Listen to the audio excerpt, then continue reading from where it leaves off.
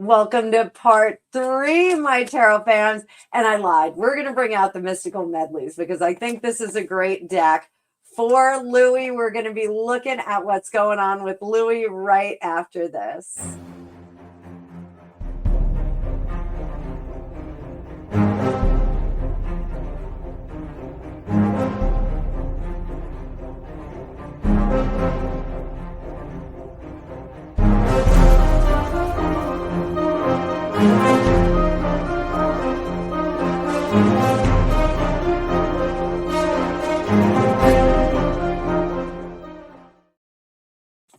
Welcome back, Tarot fam. I'm Annabelle. I'm a tarot practitioner and psychic for over 35 years. And in this video, we are looking at the royal kids as they grow up and step into power. Louis is right up here. So George is the heir.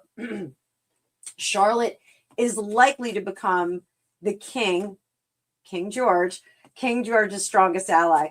Recent history has shown us that the second son really has a rough go of it. We've got Andy and we've got Harry, both of them glowing examples of what not to do with your world. So let's see what we've got with Louis and how he's built. I want to make sure that William and Catherine, the Prince and Princess of Wales, don't create another monster. So I'm going to bring up that card view. As always, hit the like button. And don't forget, today is Friday. There's going to be a live first thing in the morning for members. And then we're going to go right into general audience. So stick around and let's have a watch, guys. Okay. So the House of Windsor has always known how to prepare and develop an heir. There's a certain protocol that particular child goes through, a certain education. And typically the second male would go into the military or the clergy historically. Now it seems like that catechism of process has kind of fallen apart since military participation in times of no war becomes less impactful. Also, participation in the clergy is not necessarily as robust as it once was, especially for public figures like the royal family. So we're going to see here if Louis is set up to avoid falling into the pitfall, the holes that we've seen the likes of Andrew and the still Prince Harry. Louis was born April 23rd, 2018. I can't believe it was that recent. He's fourth in line to the throne, and his eventual place is not as clearly defined as it is for his brother, the heir to the throne, and Charlotte, the Princess Royal, or intended Princess Royal. So let's see what we got here. What is Louis's natural energy and temperament? 9 of Cups. So 9 of Cups. He's not always going to do the right thing, but he's going to do it fast and efficiently. I think Louis is impulsive. I think he is excitable. But I do think that he is good-natured. I think that, one of the things is that if one of his friends were to say, let's run across the yard and throw eggs at, the queen's favorite horse, he'd be like, yeah, that sounds like fun. Let's do it. So I do think that he is a bit rambunctious. Again, he's really young. We're not going to brand him with this is forever. This is a young child who is developing. So what role does the family expect him to play? The 10 of Wands and the 10 of Pentacles. Don't do anything radical or crazy. Your main goal is to represent the family well. That's why we have this 10 of Pentacles in the upright. Don't stray from the storyline. This is something that his Uncle Harry did. Uncle Harry had a great storyline and a great Q rating until he strayed from the storyline at the behest of his new bride, Meghan Markle. So, the identity that Louis may want for himself, Eight of Pentacles. Right now, he is falling into the trope and the mode of fun, fun, fun. Let's have some fun. So I do think that if Catherine and William are so inclined, make sure that he gets more responsibility, dare I say patronages, that kind of align with what his inclinations are. So if he likes to play football, line him up with some patronages that include football. If he likes acting, with the actors. If he likes horses, with horses, etc. Anon. Because I think not allowing Louis to roll up his sleeves and get to work and have some patronages to work on, I think that that is a detriment to him. I think that the restlessness that we see in this child is kinetic energy that can be used much, much more constructively. What lessons should he take from Uncle Andrew?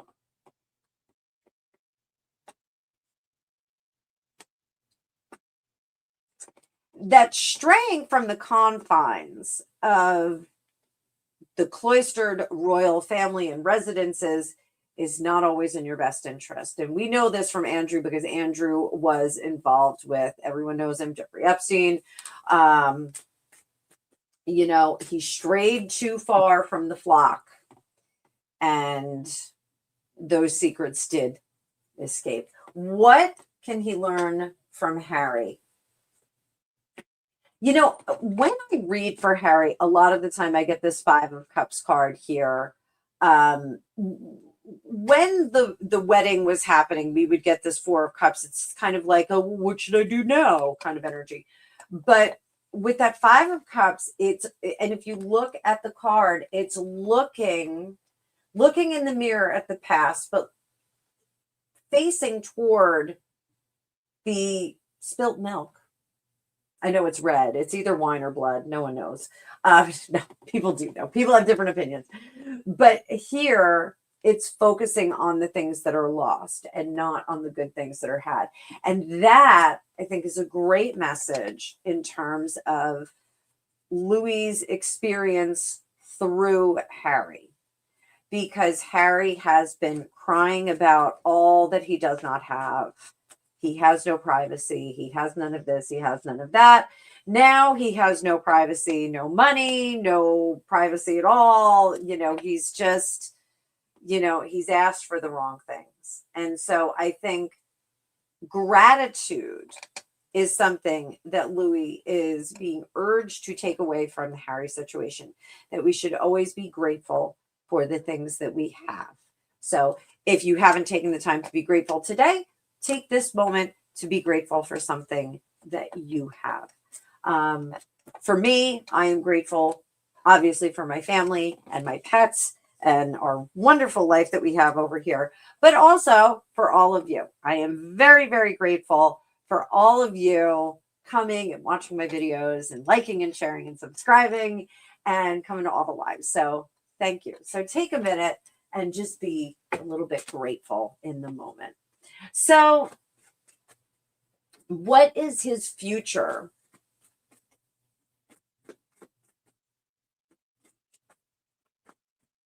Role between that of his brother and his sister?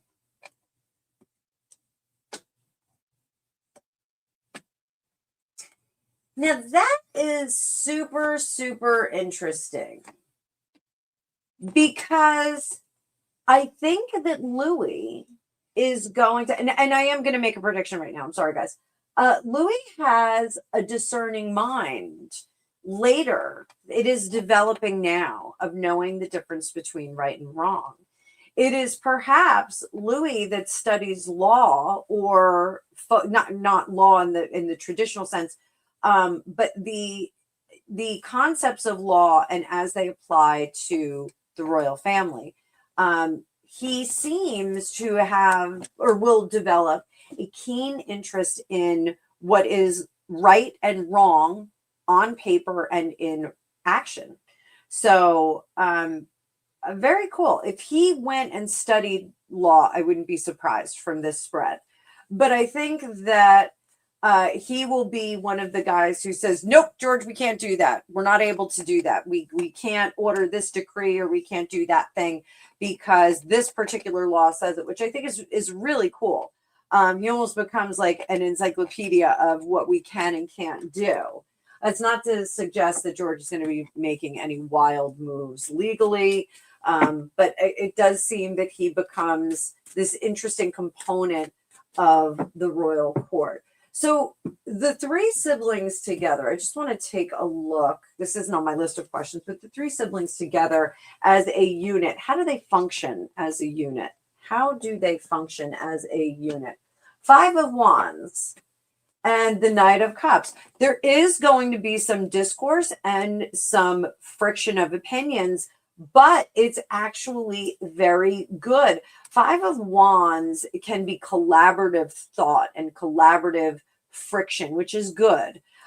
This seems that there are some, and I think it's Charlotte, that digs her heels in a little bit too deeply on some issues and cries seniority with Louis and cries clarity with George. I think she is kind of the interesting part of this sibling sandwich.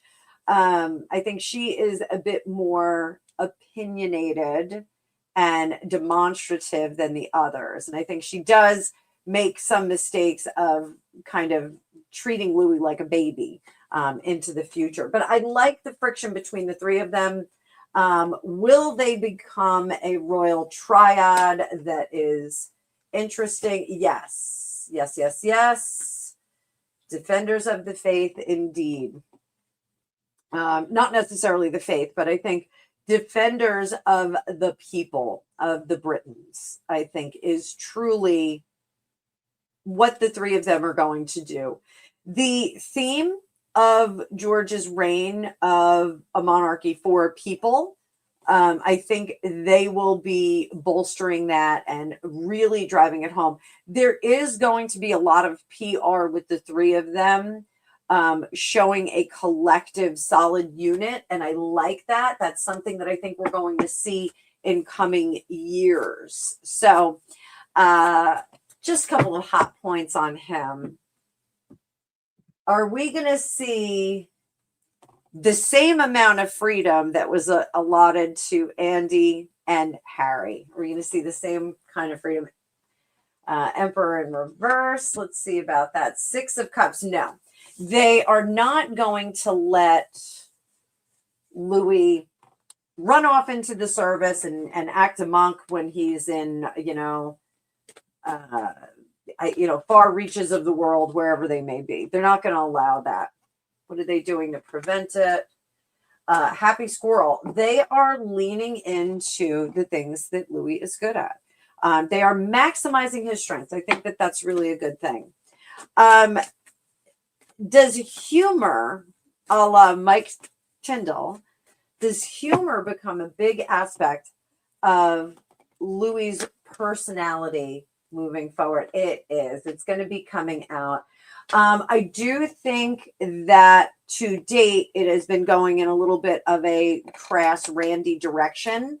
But I thank you, Uncle Harry, for being so rude and crass on the rugby podcast, because now they have another teachable moment for Louis. So I think they can put the lid on that one. How about his royal vocation? What is he most suited for? We just talked about his lean toward legality. What is his aptitude for royal work? King of Swords. This is a more behind the scenes kind of thinker. They're going to keep him, the serious side of him is going to be kept behind the scenes. I do think that there's a level of frivolity that we see, but tempered frivolity. I think it will be taught to him better than it was Harry, where locker room body behavior is appropriate and where it is not. Basically, in public, body inappropriate behavior is not going to be acceptable.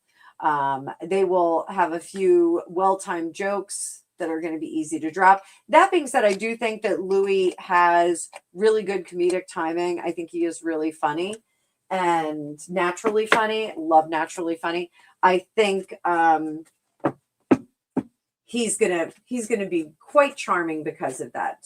Quite the trick is to teach him to temper it so that he doesn't overplay his humor. So is it possible that he does an independent career? Does he have an inclination for that? No. No, he'll understand much better than Uncle Harry that this is a life that is planned out for you. It is a life that is basically set up for success. If you get in the car and you let it drive along the tracks, everything's going to be great. And that a normal life or a private life is also available to you, just not on demand. So I think he'll settle into this. Being very careful about how much fun and how much work that they put in there, I think is really good. But I do think that they should be gearing him up and giving him a bit more responsibility as he gets older so that he has somewhere to dump off all of that energy. So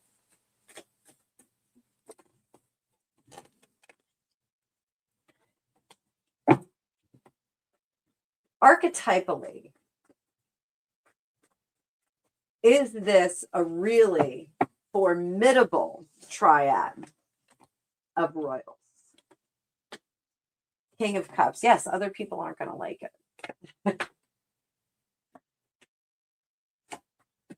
The Republicans in the kingdom are certainly going to bristle at this. And I do think that there's going to be some pushback of, oh, it's just the old monarchy redesigned, Indeed, I think that when they make this shift into more of a business model with scant family members involved, I think it does create this illusion of the monarchy reserving power, getting ready to make a move. I don't think that it's that. And I think that some people that call for a republic in the United Kingdom may see this as the monarchy gaining strength because we do have three strong individuals that are working toward a common goal. I think they will see it differently than a family that is trying to redesign and create purpose in the future for some outdated roles. Because let's be sure, the monarchy is very different from what it was 400 years ago. So interesting stuff. So I do think that they are going to become a little bit of a powerhouse. Very, very interesting. So we will end that one there. So a lot of the times families will give one particular child a role, and that may be the golden child, the scapegoat, those kinds of things. What we've seen historically in the royal families is we have the heir apparent and then we have the extra one, the spare. Harry said it all in his book, The Spare, didn't he? Right on the cover, spare. Extra, leftover, not necessary. In addition, ancillary to the main story. So, these labels can follow us and belabor us into adulthood. And hopefully, after 2 generations of seeing second sons not go in quite a great direction, hopefully the royal family and the powers that be will modify their approach and make sure that this second son is going to grow up just fine, and they are going to use his strengths and his assets to the best of their ability. So, guys, this is super fun. Little exercise for y'all before I go into the 2 members only editions of this 5-part series. So, write down the label that your family or your family of origin or your current family has given you. Write down 3 qualities that you choose for yourself next to that. So you're going to write down your label, and then you're going to put down 3 qualities that you choose for yourself, the ones that you think are important. Tear up the old label and keep the 3 chosen qualities someplace where you can see it. Put it on a Post-it, put it on your refrigerator, on your bathroom mirror, on your nightstand, wherever you will see it at a couple of points during the day. You could stick it on your window in the kitchen where you do dishes. Let's see what happens to you over the weekend as you lean into those 3 positive traits about yourself. And until then, we are going to jump into a little bit more in the next 2 installments. So, guys, I will see you in the next one. Thank you so much for being here. If you're a member, I'll see you soon, okay? If you're not a member, I'll see you in the future.